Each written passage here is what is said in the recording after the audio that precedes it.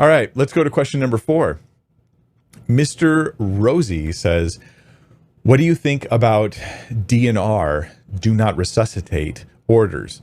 I can't perform CPR on a patient when it could save their life because the order forbids it. Am I committing murder by honoring it?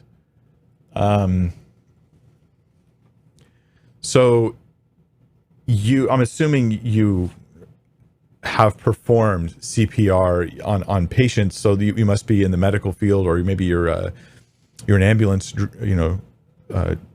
person. What do you call this? What do you call this? Ambulance guy. And so this is a challenging issue because you want to be pro-life, you want to extend life, you want to push life forward. But I do agree that with our modern technology, what we can do is we can sustain life beyond any natural means in ways that it doesn't seem are good. And so there's times where there's people who are in, and I'm not talking about people who are just in emotional distress. This is where some people go in their head when I say this. I'm not actually talking about that at all.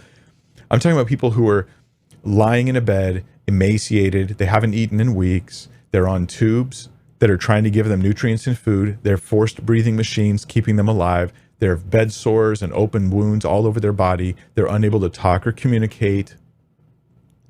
And they're purely being sustained by these machines that are no longer a kindness, but are actually, it seems, causing issues. So this would be the kind of situation where someone is, it's not, it just seems like it's not natural. Like there's a natural course of life and death that we're actually blunting with our technology at that point.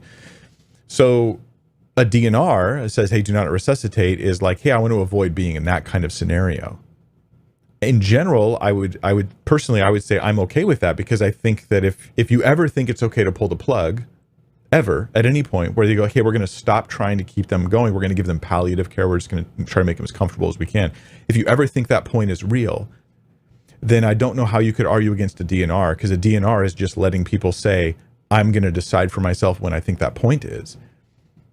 Okay, so that I think seems right. Now, there might be situations where someone has a DNR and they've made a bad decision. I don't really know that you're in an ambulance in any position to decide for them at that point, right? Like make an off-the-cuff decision. I know what they say, but I know better. And you don't know their life, you don't know their history, you don't know the reasons. So yeah, a DNR is not murder in and of itself, because the person's already, they're not breathing, they're already effectively like at a state of death, and you're doing CPR to try to revive them, to try to bring them back. But CPR itself is very, very violent. I don't know, a lot of people don't realize this, but for those who have known ambulance dudes, CPR a lot of times done on elderly people involves a lot of broken ribs and blood and damage and harm that takes forever to recover from, that can exacerbate medical issues more. And so I'm just saying, it seems like an issue that, at least in principle, I would support the possibility of having a DNR for someone to say, hey, yeah, don't do everything medically possible.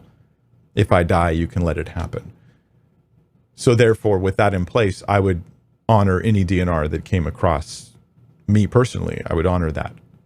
And I would say, this was their decision. It's not on me. I'm honoring their decision here about their own body. Unlike, say, abortion, which is a decision we pretend is about the body of the mother, when it's really about somebody else's body. She's making a decision to kill the baby, not a decision about herself. So for those in the back of your minds who are like, hey, he's really making a case for abortion, it's just because you're thinking that this is only about one person when it's really about two.